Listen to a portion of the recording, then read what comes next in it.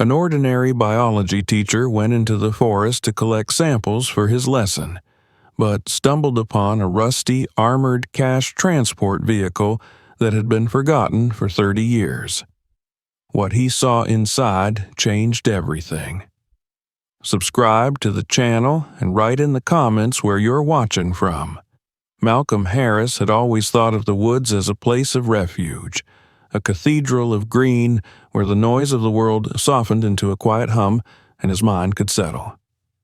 Teaching biology at a small high school in rural Georgia did not pay well and often left him exhausted, but the forest never asked anything of him except presence. On weekends, he would walk deeper than most hunters or hikers dared to go, pausing to study ferns uncoiling in the damp shade or sketching mushrooms that pushed through rotting bark. He told his students that every leaf and root carried a story older than their town, but he also told himself that the forest was the only place where he still felt whole. Since his wife had passed 5 years earlier, silence had filled the corners of his home, and these silent trees felt more like companions than the empty walls. That morning began like so many others. The autumn air was still warm, though heavy with moisture from a storm 2 nights before. Pockets of mist clung to the low places between pines, and sunlight spilled in broken shafts through the branches. Malcolm carried his worn field notebook, a small canvas satchel, and a thermos of coffee. He intended to collect samples of moss for his students, perhaps even find fresh fungi after the rains. He moved slowly, the way he always did in the woods, pausing often to listen and look, as though he might overhear secrets whispered between the oaks. The forest seemed endless when one strayed far enough, and Malcolm prided himself on knowing its moods. That day, however, there was something different in the air. The birds were quieter, their calls distant, and he noticed how certain paths felt subtly altered, as if the storm had rearranged more than just branches. He walked further than usual, guided by curiosity, until the land sloped into a hollow thick with undergrowth. The ground was spongy beneath his boots, strewn with leaves still wet with dew. He pushed through a tangle of briars, and that was when he saw it. At first, only a dull gleam beneath a mat of moss. He crouched, brushing aside leaves, and felt the shock of cold metal under his fingertips. The surface was rough with rust, but unmistakably manufactured. At first, he thought it might be the remains of a tractor, maybe some farmer's abandoned equipment left to rot decades ago. Yet, as he peeled back more of the moss, a strange unease grew in him. The lines were too thick, too angular, too reinforced to be ordinary farm machinery. It felt like stumbling across a buried relic, something that didn't belong to the forest around it. Malcolm stood and stepped back, scanning the hollow. The metallic surface emerged from the soil at an odd angle, as if the earth itself had been trying to swallow it whole. Vines clung to it, roots wrapped around its edges. The storm, 2 nights earlier, must have loosened the topsoil and washed away enough debris to expose a corner of whatever lay beneath. His heart began to beat faster. He knew the forest, and he knew the relics that usually turned up. Discarded beer cans, rusted hunting blinds, the occasional automobile frame left to decay. This was something else. Something heavier, more deliberate. The rational teacher in him urged caution. Perhaps it was nothing more than a derelict utility vehicle. But the other part, the part that still craved mystery in his otherwise predictable life, told him that he had stumbled onto something hidden for a reason.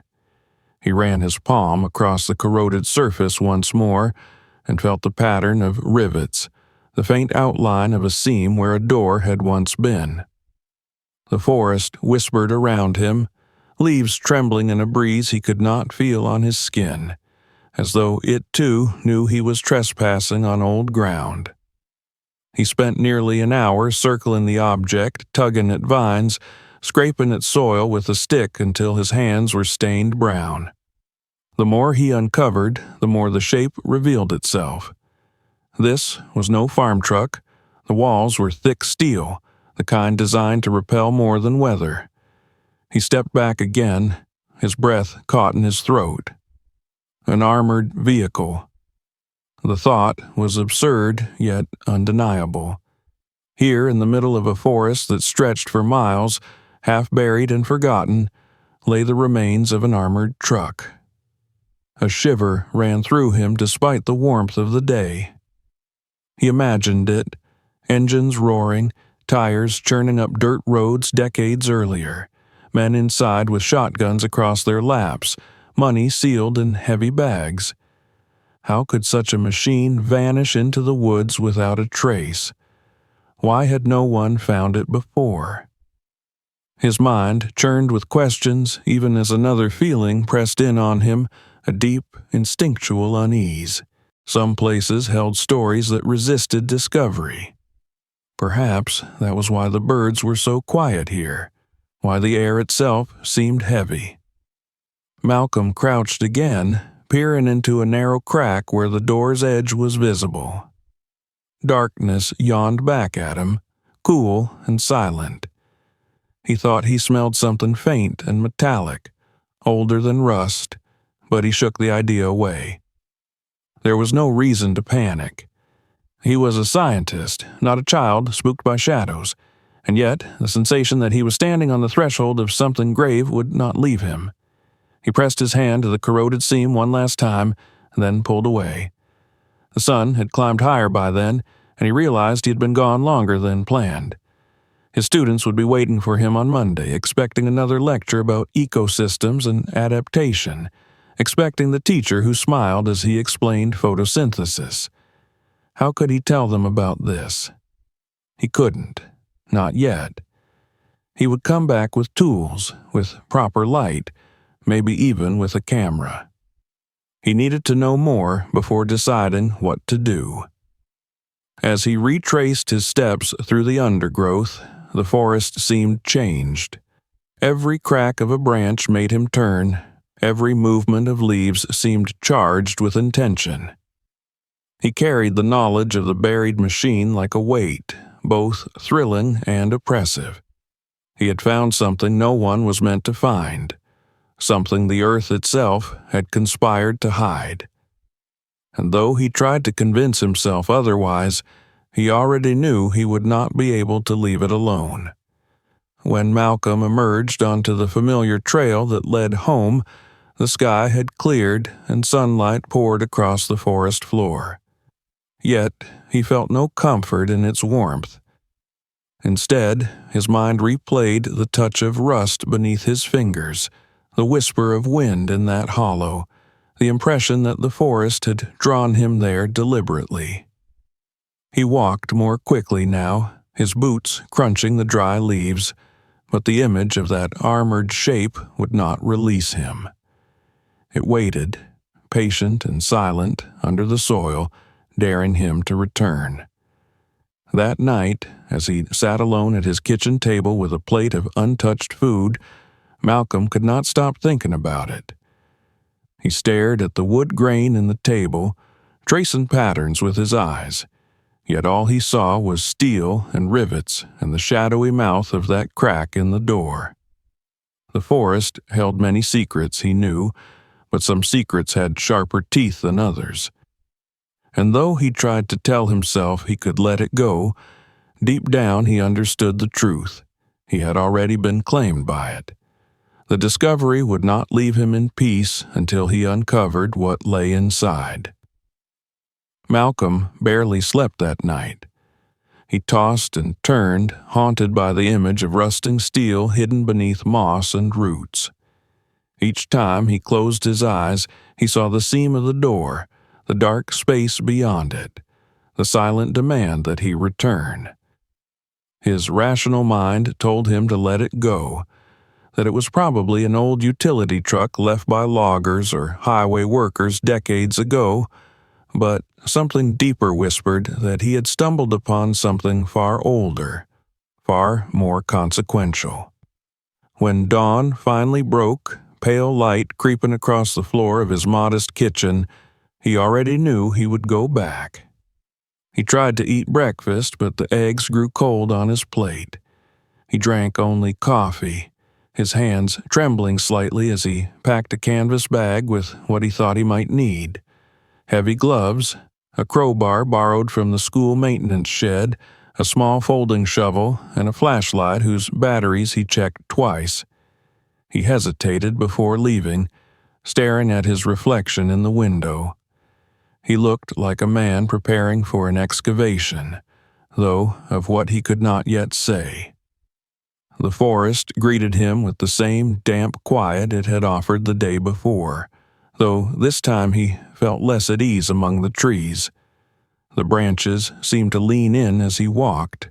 The shadows pooled deeper in the hollows, and the air was heavy with anticipation.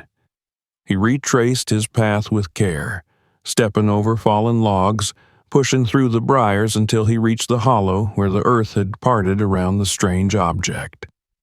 The sight of it again struck him with the same mixture of awe and unease. The metal gleamed faintly under the weak light, red-brown with rust, its edges gnawed by time, but still undeniably strong. Malcolm knelt and began working methodically. He cut away vines with a pocket knife, pulled aside mats of moss and roots, and scraped dirt from the seams. Hours passed as he dug, sweat soaking his shirt, his arms trembling with exertion. Slowly, the shape emerged more clearly. A rectangular body, thick steel walls, reinforced edges. This was no farm truck. With each stroke of his shovel, he uncovered more evidence that he was standing before the carcass of an armored vehicle. His heart hammered as he imagined how it had come to rest here. Had it been abandoned after an accident? Had it been driven into the forest deliberately? And why had no one ever retrieved it? When he finally located what he believed was the door, his breath caught. The handle was barely visible, corroded and stiff, but it was there. He pressed against it, but the mechanism was fused with rust. He fetched the crowbar, wedged it into the seam, and leaned his weight against it. At first, nothing happened. Then, with a groan that echoed like a wounded animal through the trees, the door shifted. Dust and the smell of rot spilled out, an odor thick and sour that made him gag. He pressed harder, his muscles straining, until the door swung outward with a screech, revealing the interior. For a moment, he stood frozen, the beam of his flashlight trembling in his hand. Inside was darkness, a cavern of steel filled with shadows that seemed alive. He stepped closer, the crunch beneath his boots telling him he had disturbed something brittle. When the light steadied, he saw it. Bones scattered across the floor, remnants of a body slumped in what had once been the driver's seat. Tatters of uniform clung to the skeleton, the faded patch of a security company barely recognizable. The skull tilted at an unnatural angle, as if the last moment of life had been violent. Malcolm's stomach twisted. He had expected decay, perhaps machinery, but not death preserved for decades. He forced himself deeper into the vehicle. The smell of rust and mildew thickened, mingling with something older, metallic and burnt. Empty shell casings glimmered faintly in the beam of light, scattered across the floor like relics of a desperate fight. A shotgun lay abandoned near the back, its barrel red with corrosion. He crouched, touched one of the casings, and felt the truth settle heavily on him. There had been gunfire here. Whoever these men were, they had not gone quietly. His flashlight swept toward the center, where a heavy steel safe was built into the floor. The door of the safe had been forced open long ago, its hinges twisted, its lock destroyed. Inside lay a jumble of decaying paper, bills fused together into solid bricks of green-brown pulp. Yet, not all was ruined. Here and there, bundles of bills were remarkably intact, their crisp edges still sharp beneath the dust, the faded ink declaring them United States currency from the mid-1980s. He reached out and picked one up, flipping through. They were hundreds, bound in thick bands, stamped with dates older than many of his students. His breath quickened. Thousands of dollars lay at his fingertips, perhaps millions, though the weight of the discovery was less monetary than historical. Malcolm sat back against the wall of the truck, the flashlight beam casting harsh light across the grisly tableau. Bones, rust, money, guns, the remnants of a story that had unfolded violently and then been buried by time.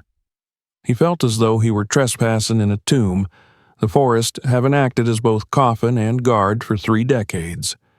The armored truck was no mere relic. It was evidence, a frozen moment from some unsolved crime. He stayed inside longer than he intended, studying every detail. He noticed the shattered glass of a window, suggesting bullets fired inward. He saw drag marks on the steel floor as though bodies had been pulled. There was more than one skeleton. He counted at least 2, maybe 3 bones scattered in unnatural piles. He imagined the chaos of that day. Men shouting, weapons firing, panic erupting in the confines of the truck.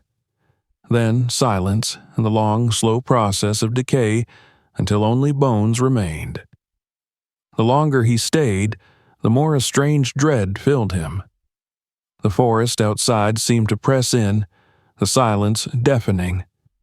He realized he was holding his breath, as if expecting one of the skeletons to stir. His rational mind scolded him, but fear clawed nonetheless. He backed out of the vehicle and gulped fresh air, leaning against the rusting steel. The world felt changed, the ordinary forest now a crime scene of unimaginable weight. As he gathered his tools and prepared to leave, Malcolm looked once more at the gaping doorway. The armored truck sat like a giant coffin, its iron walls a monument to greed and violence. He knew he could not tell anyone yet, not his colleagues, not the police, not even the students who adored his stories of plants and animals. This was something far darker, and he would need to understand it before sharing. The forest had given him a secret, and secrets demanded careful handling. He trudged back through the woods, each step heavy with new knowledge. He carried no money, no artifact, only the memory of what he had seen. Yet it weighed on him as though he had taken all of it. He could not shake the images. Skeletal remains slumped in silent testimony, stacks of forgotten cash, the smell of mildew and rust. He knew he would return. He had to. The armored truck was no longer simply an object hidden in the forest. It was a question demanding an answer, a mystery he was now bound to solve. By the time he reached the trail, the sun had begun to set, painting the trees with long golden light. Yet he felt no beauty in it. His thoughts churned with speculation and fear. What had happened to those men? Who had killed them? Why had no one found the truck in all these years? He thought of the students who would smile at him on Monday, unaware of the horror festering in the woods just miles from their homes. He thought of his late wife who would have told him to let it go, to call the police and wash his hands of it. But Malcolm knew himself. He could not look away now. As night fell, he sat again at his kitchen table, staring into the darkness beyond the window. The forest loomed out there, vast and inscrutable, cradling the armored coffin in its depths. He felt the same as he had the night before, restless, haunted, unable to eat. Yet this time the burden was heavier, for he now carried not just suspicion, but proof. The forest had yielded up its first secret, but it had not given him peace. He knew with grim certainty that he was only at the beginning. For 2 days, Malcolm carried the weight of what he had seen in the hollow. He taught his classes, spoke to students with his usual calm authority, and even forced himself to smile when colleagues asked about his weekend. But beneath the surface, his mind replayed the grisly tableau inside the armored truck. At night, he dreamed of bones slumped in silence, of money dissolving into mold, of the echo of gunfire that still seemed to hang in the steel walls. The discovery would not leave him alone. He knew that to understand what he had found, he would have to search beyond the forest, into the records of the past. On a Saturday morning, he drove into town, his old sedan rattling over cracked pavement, and parked in front of the public library. The building was squat and plain, a relic of the 1960s with faded bricks and heavy glass doors. Few people used it anymore except retirees and the occasional student looking for a quiet place. Inside, the air smelled of dust and paper, a scent Malcolm found oddly comforting. He approached the reference desk where an elderly librarian peered at him over half-moon glasses. She recognized him from school programs and nodded politely as he asked about local archives. In the basement of the library, under buzzing fluorescent lights, Malcolm found rows of filing cabinets and shelves filled with yellowing newspapers bound in thick volumes. He donned a pair of thin cotton gloves and began leafing through issues from the mid-1980s, guided by instinct and a sense of grim purpose. Hours passed as he scanned headlines, skimming articles about politics, sports, and farm reports. Then, at last, his eyes caught on a bold headline in a 1986 edition of the Atlanta Journal-Constitution. Armored truck disappears en route to Atlanta. Crew missing. The article described how an armored vehicle carrying more than $10 million in cash had vanished while traveling from a regional bank to the Federal Reserve Branch in Atlanta. The truck left a secure depot one morning and never arrived at its destination. The last confirmed sighting was near a highway exit not far from the very forest where Malcolm had been walking. A search had been launched involving local police and state patrol, but no trace was found. No wreckage, no bodies, no money. The story had been sensational at the time, shaking public trust in both law enforcement and financial institutions. He read further. Witnesses had reported hearing what they thought were fireworks in the forest that day, though investigators dismissed the accounts. Theories had abounded in the weeks that followed: hijacking by organized crime, inside job by the guards themselves, or even rumors of the truck being driven into a swamp to hide the evidence. Yet, within a few months, coverage dwindled, and the case slipped from the headlines. By the following year, there was almost no mention of it at all. Malcolm sat back, the volume of newspapers heavy in his lap, and let the words sink in. $10 million gone without a trace. An armored truck missing, its crew vanished. And now he knew exactly where that truck had ended up and what had become of at least some of its crew. The pieces clicked together in his mind, though the full picture was still blurred by time. The skeletons in the cab, the gaping safe, the bullets and casings, all of it aligned with the accounts of violence, yet the truth had never surfaced. He turned to the microfilm machine and loaded reels containing local papers from the same period.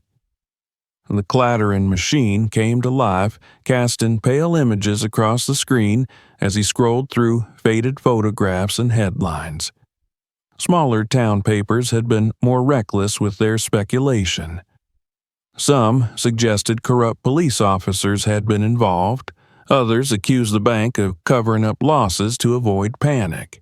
One particularly lurid editorial described whispers of a gangland hit, complete with names of suspected figures tied to Atlanta's underworld. Yet, what struck Malcolm most was how abruptly the trail went cold. One week there were daily updates, the next only silence. It was as though the story had been smothered, the details buried just as surely as the truck had been hidden in the woods. He thought of the librarian's polite nod, of how no one in town ever mentioned such a spectacular crime. It was as if the entire community had agreed to forget. He stayed until the library closed, copying down notes, sketching timelines, recording details of the truck's disappearance. Driving home through dusky streets, he felt both exhilarated and uneasy. He was closer to the truth, but the truth itself was dangerous. If someone had gone to such lengths to bury the story, what might happen if it resurfaced now? He considered the money still inside the armored truck, stacked in plastic-wrapped bricks, preserved like offerings in a tomb. To someone desperate, those millions would still be worth killing for. That night, he spread his notes across the kitchen table, his handwriting looping and frantic across the pages. He mapped the truck's route, highlighted the last known sighting, compared it with the hollow where he had found the rusting hulk. The distances matched. The forest that had swallowed the vehicle lay directly between the depot and the highway. The more he studied, the more certain he became that what he had found was the missing truck from 1986. The bones inside belonged to men whose names had been printed in the obituaries that year, guards and drivers who were mourned but never recovered. Sleep did not come easily. He thought of their families, perhaps still alive, who had never known the truth. He thought of the bank officials who had written off the loss and the investigators who had filed away the case without resolution. He thought of his own role now, the accidental witness to a crime scene preserved by earth and silence. What was he supposed to do with this knowledge? The following morning, he drove not to the school but to the county courthouse, where old police records were stored. A clerk begrudgingly fetched boxes from storage after Malcolm explained his research was for educational purposes. In the dusty records room, he sifted through reports, statements, and photographs. The official investigation had been thin, relying on conjecture more than evidence. The file closed with the phrase, "Case inactive, unsolved." There were notes of pressure from higher authorities to conclude quickly, though the details were vague. Reading between the lines, Malcolm sensed corruption. Perhaps officers had been bribed to look away. Perhaps officials had connections they did not want exposed. By evening, he was drained. The courthouse closed, and he sat in his car staring at the fading light. The story was larger than he had imagined. It was not just about a truck and some missing money. It was about power, silence, and fear. And he was not sure he was prepared to bear the weight of it alone. Yet, he also knew he could not turn back. The forest had handed him the key to a forgotten chapter of history, and he felt compelled to unlock it fully, no matter the risk. As he drove home, the forest loomed dark against the horizon, its edges glowing with the last fire of sunset. Somewhere in those shadows the armored truck waited, its secrets untouched for decades. Malcolm felt the pull of it as surely as if the earth itself were calling him back. The story was not forgotten, not anymore. He carried it now, and he sensed with a shiver that others might not thank him for bringing it back into the light. The more Malcolm uncovered in the library archives and courthouse files, the more he felt a gnawing need to speak with someone who had lived through that year, someone whose memory had not been scrubbed clean by silence or fear. The newspapers had given him the bare bones of the story, but he needed flesh, color, something that could explain why such a violent, spectacular crime had been allowed to fade into obscurity. And so he turned his attention to the people of the town, those who sat in diners nursing endless cups of coffee or leaned against the bar in the evenings when the television flickered with old ball games. He chose a Friday night to make his first attempt. The school week had ended, and his head was too full of questions to bear another evening alone at his kitchen table. He drove to a bar on the edge of town, a low building with neon signs buzzing in the windows and the smell of fried food and beer spilling into the parking lot. Inside, country music hummed from a jukebox, and a haze of cigarette smoke still clung stubbornly to the walls, though it had been outlawed years ago. Farmers, mechanics, and men who had long since retired from both sat hunched over drinks, their conversations low and steady. Malcolm ordered a beer. He had no real interest in drinking and sat at the counter, watching, waiting.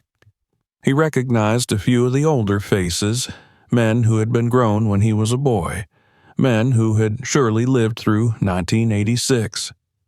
For nearly an hour he listened to their talk, mostly about weather, crops, and football, until finally he leaned toward the one who seemed the oldest, a wiry man with hands gnarled by work and eyes that carried the weight of secrets.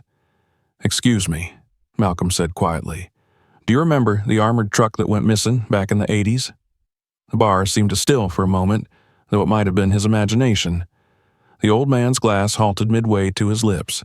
Slowly, he set it down and turned his gaze on Malcolm. "Why would you be asking about that?" the man said, his voice rough, his accent thick with the drawl of the region. "I've been doing research," Malcolm answered, his tone careful, measured. "It was a huge story at the time, but then it vanished. I'm trying to understand why."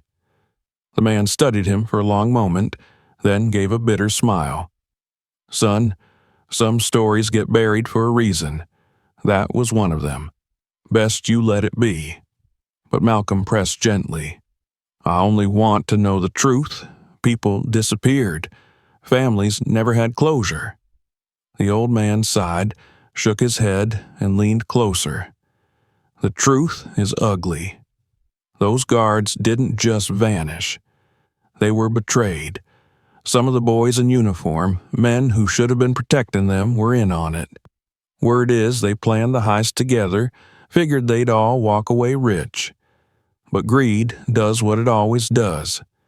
They turned their guns on each other before the money was ever split. That's why nobody talks. Half the cops in this county back then had dirt on their hands, and the ones still living don't want anyone stirring the ashes." Malcolm felt a chill slide down his spine. It was one thing to suspect corruption from reading between the lines of old reports, quite another to hear it spoken aloud. He opened his mouth to ask more, but the man's expression hardened. "I've said enough," the old man muttered, turning back to his drink. "You keep digging, you'll find yourself in trouble you can't handle." Malcolm left the bar with unease curling in his stomach. Outside, the night air was cool and still, but he felt watched, as if shadows lingered in every corner of the parking lot. He drove home with his headlights carving tunnels through the darkness, the old man's warning echoing in his head.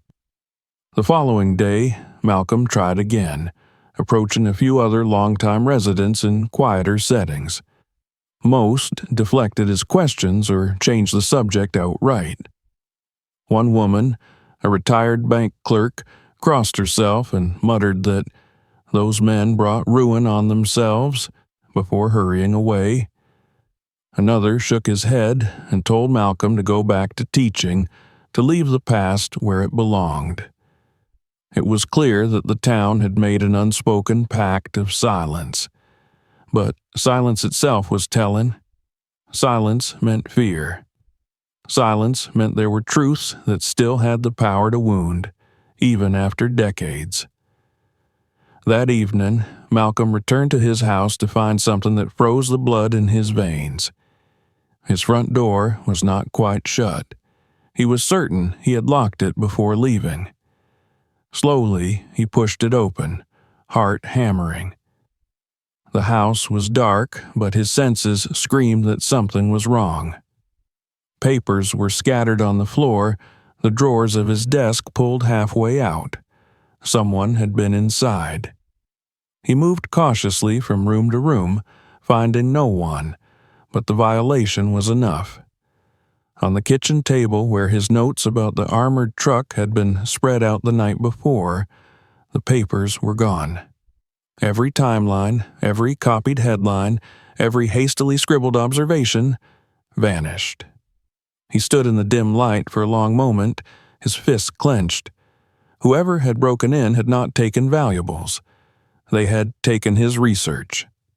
The phone rang suddenly, startling him so badly he nearly dropped the receiver. He lifted it with shaking hands, and on the other end came a voice, low and distorted. "Stop asking questions," the voice said. "Stop digging into things that don't concern you. Last warning." The line went dead. Malcolm stood frozen, the receiver pressed to his ear, the dial tone buzzing in the silence. His mouth was dry, his pulse racing. The warning was unmistakable. That night he barely slept, every creak of the house making him sit up, every passing car making him peer through the blinds. He thought about the old man's words, about the town's silence, about the stolen notes. He had been noticed. Whoever had hidden the armored truck all those years ago, or whoever had profited from its disappearance, was still watching, still guarding the secret. And now Malcolm was on their list. Yet even as fear tightened its grip, another emotion pushed against it. Resolve. He could not turn away now. The forest had given him a secret, and the town had confirmed it with its silence and threats. He knew too much, and backing down would mean letting the past remain buried in lies. If the shadows of the past were reaching for him, he would meet them with light. As dawn crept across the horizon, Malcolm sat at his kitchen table once more, this time with a fresh notebook. His stolen notes were gone, but his memory was not.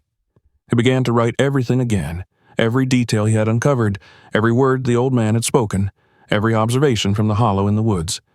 His hand was steady as he wrote, and though his fear had not vanished, it was now joined by determination. He would continue. He would not be silenced. Outside, the forest loomed at the edge of town, vast and ancient. Somewhere in its depths, the armored truck still waited, a monument of rust and bones and silence. But now it was no longer merely a forgotten relic. It was the beating heart of a secret that powerful men had tried to bury. And Malcolm understood that the deeper he went, the darker the shadows would become. The morning after the break-in felt different. Malcolm moved through his house with the strange sensation of being observed, as if unseen eyes still lingered in the corners where the intruder had passed. He kept pausing, standing in the middle of a room, listening for sounds that weren't there.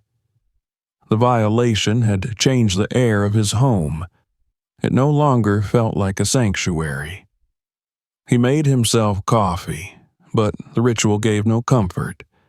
He drank it in silence, staring at the fresh notebook on the table, the hastily rewritten notes that replaced the ones stolen. The voice on the phone echoed in his mind, cold and final. Last warning. Yet, even as dread coursed through him, he felt an answering fire. Fear might press down, but it could not smother the need for answers. The forest still held the key. When the weekend came, he prepared once more for a return to the armored truck. He told himself he needed photographs, tangible proof that could not be dismissed as fantasy. His first visit had been too rushed, too clouded with shock. Now he would go with clearer eyes. He packed his satchel with the flashlight, extra batteries, his camera, a crowbar, and a thermos of water. As he locked the door, he glanced up and down the street. A dark sedan he did not recognize was parked a block away, its windows reflecting the morning sun. He could not tell if anyone sat inside. The sight prickled at his nerves, but he forced himself not to linger. He slid behind the wheel of his own car and drove away, heart hammering. The forest received him in its usual silence, but he sensed something different this time. Perhaps it was his imagination, or perhaps the trees themselves seemed more watchful. He pushed through undergrowth until he reached the hollow, breath quickening as the hulking shadow of the truck emerged from the green gloom. The doorway gaped where he had left it, like the mouth of a tomb. He hesitated at the threshold, then stepped inside once more, the beam of his flashlight sweeping across bones and rust. This time he forced himself to look longer, to catalog details rather than recoil. He crouched by the skeletal remains, noting the angle of bones, the way some still clutched at scraps of fabric. The casings on the floor were scattered unevenly, as if a firefight had erupted within the steel box. He took photographs of everything, the camera shutter clicking softly in the confined air. Each flash seemed to summon the past, illuminating the horror that had unfolded here decades ago. When he turned his light toward the rear of the truck, he noticed something he had overlooked before, a panel in the floor that looked subtly different from the surrounding steel. Heart racing, he used the crowbar to pry at the edges until the panel shifted with a reluctant screech. Beneath lay a hidden compartment, sealed but not impervious to time. He pulled it open, and the beam of his flashlight caught the dull gleam of plastic-wrapped bundles. He pulled one free, the dust coating his gloves, and unwrapped a corner. His breath caught. It was money. Neat stacks of $100 bills bound together, their papers still crisp beneath the plastic. Millions, perhaps, waiting in silence all these years. The sight should have filled him with exhilaration, but instead a profound dread settled on him. He imagined the men who had fought and died for this treasure, the men who had covered up its disappearance. Money like this was never forgotten. Someone, somewhere, still wanted it. He took a photograph, then forced himself to put the bundle back. To keep it would be to step over a line, to become part of the same greed that had destroyed those men. But the existence of the hidden cache changed everything. This was no mere relic. This was evidence, proof of the crime that had been silenced. Proof that would be dangerous in the wrong hands. As he climbed out of the truck into the cool air of the forest, the distant crunch of tires reached his ears. He froze, listening. It was faint, but real, the unmistakable sound of vehicles on dirt not far away. He ducked into the undergrowth, crouching low. Moments later, he saw them through the trees.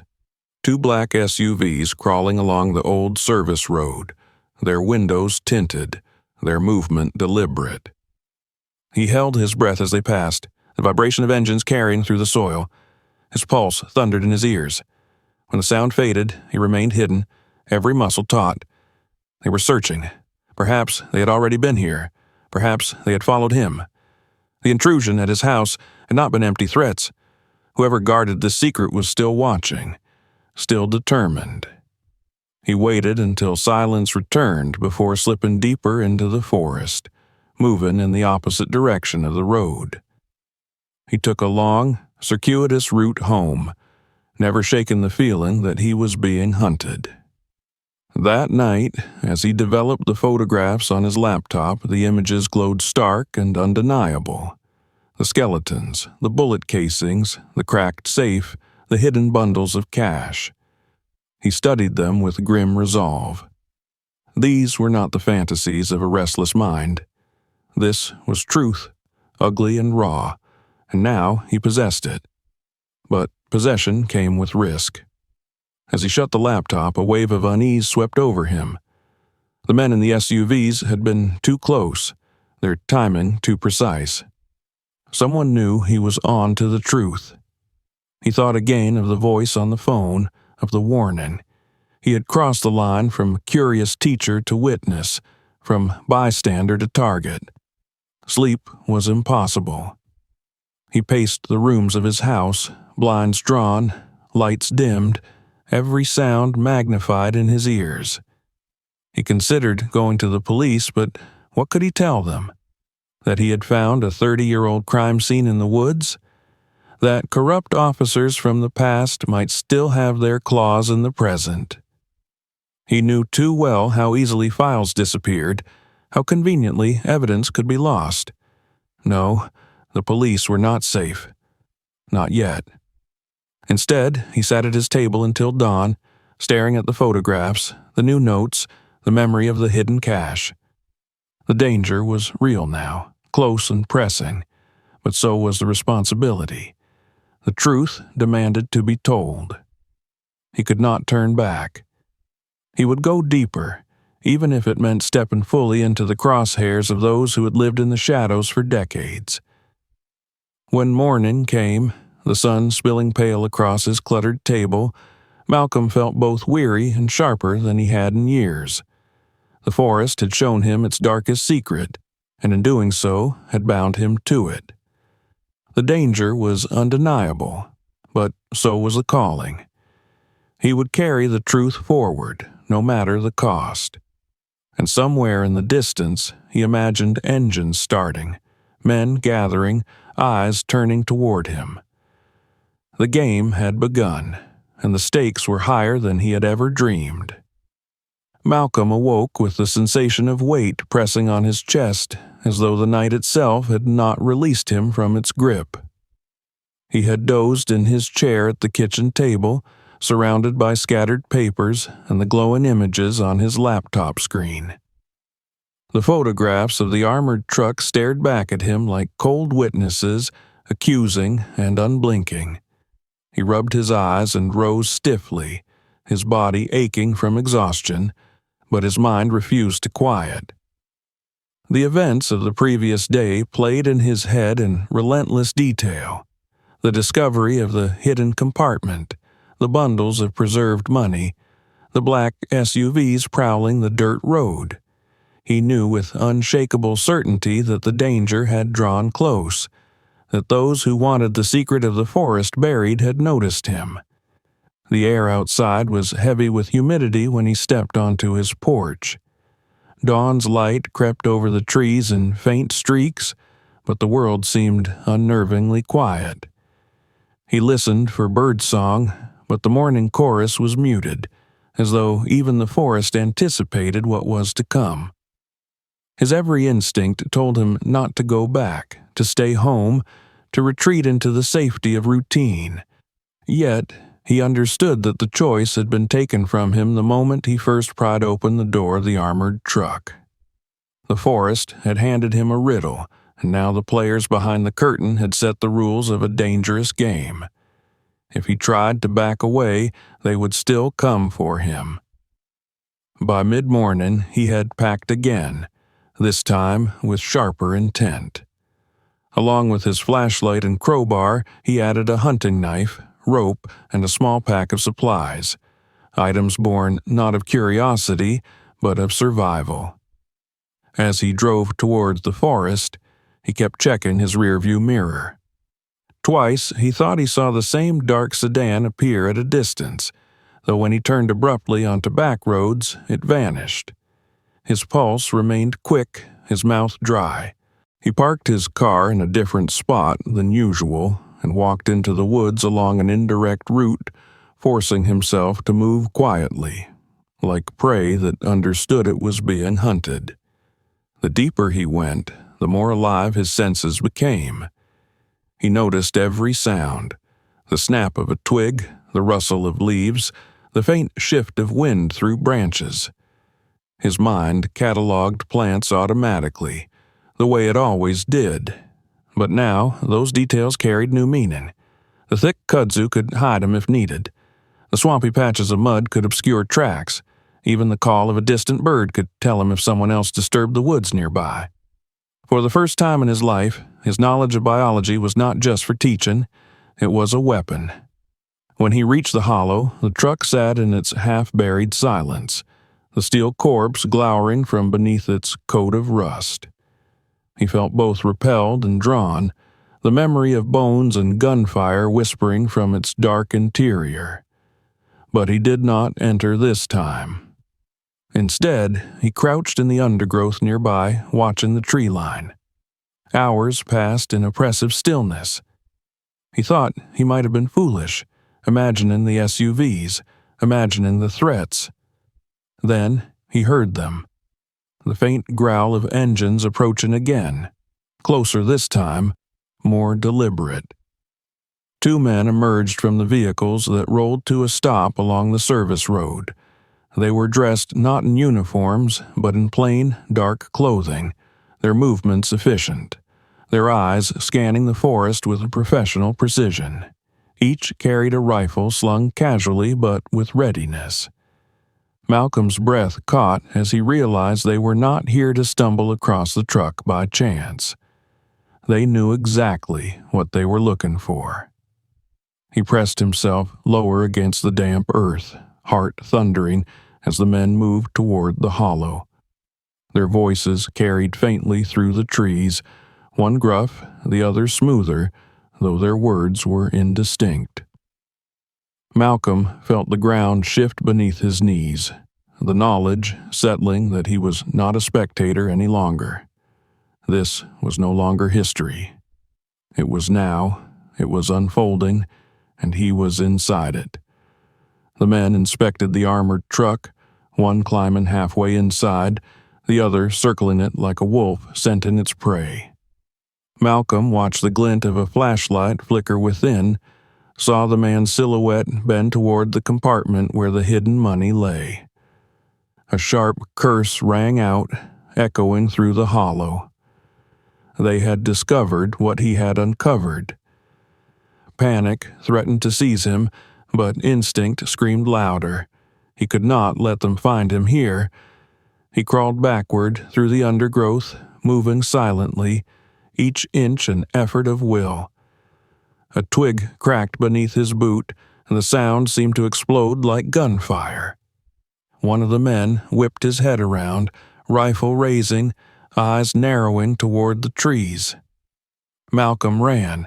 The forest erupted with shouts behind him, the pounding of boots and the crack of branches. Bullets tore through leaves, snapping twigs, sending bursts of bark flying. He zigzagged between trees, heart a drumbeat of terror. Yet, even as fear threatened to unmake him, a different part of his mind took control, the part that had spent years learning how animals moved, how predators hunted, how prey survived. He veered toward the swampy lowlands where the soil grew treacherous. He knew the terrain. They did not. Knee-deep in mud, he moved swiftly, spreading his weight carefully, choosing paths where roots gave footing. Behind him, he heard one of the men curse as he sank deeper into the muck.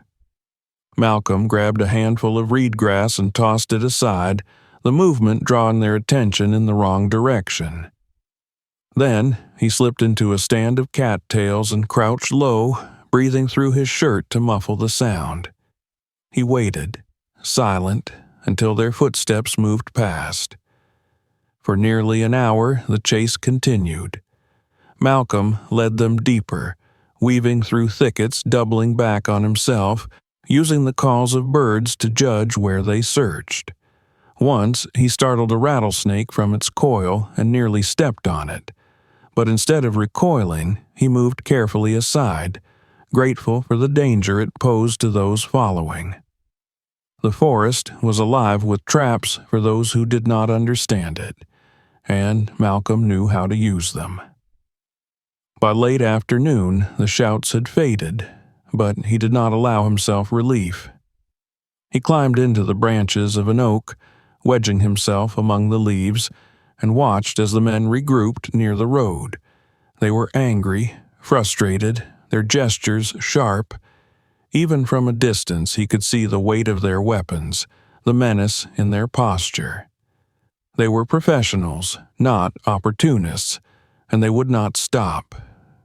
When, at last, they drove away, the silence that returned felt brittle and temporary. Malcolm remained in the tree until dusk, his body aching, his nerves frayed. When he finally descended and began the long trek home, he carried more than exhaustion. He carried the knowledge that the battle had shifted. He was not alone in his discovery. The secret of the armored truck was no longer his to study in isolation. It was contested ground, and he was the quarry as much as the hunter. When he reached his house under the cover of darkness, he locked every door and window, though he knew locks meant little against men like those. He sat at the table again, sweat drying on his skin, and wrote down everything: their appearance, their weapons, their search. He forced himself to recall the panic, the chase, the close calls. Each word he put on the page was a small defiance, a way of telling the forest and the shadows that he would not be silenced. Yet, as he set down his pen, fatigue overtaking him, he could not ignore the tremor in his hands. He had survived the first hunt, but the next time might be different. They knew he was out there. They knew someone else had touched their secret, and the forest, vast and ancient though it was, might not always offer him its protection. Still, as he looked once more at the photographs of the hidden cache, the bones, the rusting steel tomb, his resolve hardened. He could not walk away. The truth was his burden now, and no amount of fear would erase it. The hunters would return, of that he was certain, but so would he. The forest had chosen him, and he would not abandon the path it had laid before him. The night after the chase lingered in Malcolm's bones like a fever. Even when his body slumped into restless sleep, his mind never surrendered fully, always half alert to the possibility of footsteps on the porch or the squeal of tires outside his window. His dreams were filled with images of the forest, the iron tomb at its heart, and the dark figures who hunted him. By morning, the decision had already taken root inside him, as steady and undeniable as the rising sun. He could not keep this secret to himself any longer. To do so would be to wait passively for the inevitable, for the moment when those men decided to end the threat he posed with the pull of a trigger. If he was to survive, and if the truth was to have any chance of daylight, he needed to place it beyond his own reach, in the hands of those who might drag it into the open. The idea of going to the police had long since soured. He had seen the shadows of corruption in the old records, heard it in the whispers of the old man at the bar. If even a fraction of what he had been told was true, then the roots of that corruption reached into the very institutions meant to protect. The men who prowled the woods with rifles were not amateurs. They moved with the assurance of people who knew the system would look the other way. If he gave the evidence to law enforcement, it might disappear into the same silence that had swallowed the story in 1986. That left only one option, risky but necessary. Independent journalists still existed, those who thrived on uncovering buried truths, who had no loyalty to local politicians or police chiefs. He had read articles by one in particular, a woman based in Atlanta who specialized in cold cases and government misconduct. She had once exposed a decades-old police cover-up in another county, bringing reputations down in a blaze of scandal. If anyone could wield his discovery as a weapon against the shadows that threatened him, it was her. The following day, he forced himself to act. He sorted through his photographs, choosing the clearest images of the truck, the skeletons, the bullet casings, and the hidden bundles of cash. He copied his notes carefully, leaving nothing out, even the warnings, the chase, the threats. He placed the files on a small flash drive and locked it in his satchel, the weight of it pressing against his chest like both a burden and a shield. The drive into Atlanta was tense. Every time headlights appeared in his rearview mirror, his heart stuttered. He expected at any moment to see the black SUVs again, to hear the crack of gunfire on the open highway.